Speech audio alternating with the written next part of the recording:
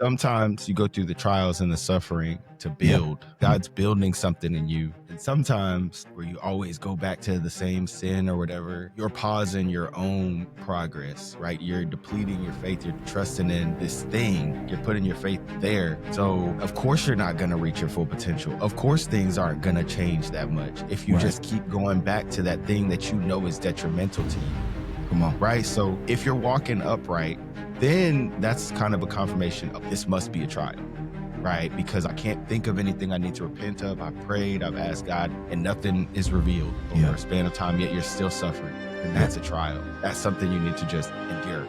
Mhm. But sometimes if it's just like a constant sin, you could be your own stumbling block. Mhm. Right? You got to fix those things first to even determine sometimes if it's a trial, Yeah. right? You just giving the enemy free reign in your life.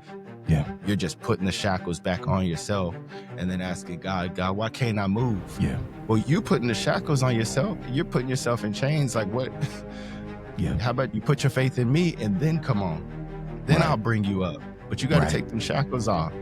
There's a difference between falling forward versus like you're falling the same. You know what I mean? Like it's like it's clockwork. Yeah. You're failing twice a month, right? That's clockwork. You're not growing. Be real with yourself. Document it. I failed today. Oop, write a date on it. Put it in your notes. And then you'll say, you know what? I seem to fail every Saturday at 11 p.m. when I go out to the bar. Okay, well, you need to fix that. There's a thing right there that God's telling you need to back up off of because God's letting the enemy have you in those moments and you're accepting it. You got to do your part, Yeah. right? Don't just blame the suffering on God. Right. And a lot of men, we're fathers, right? A good father will do the same thing.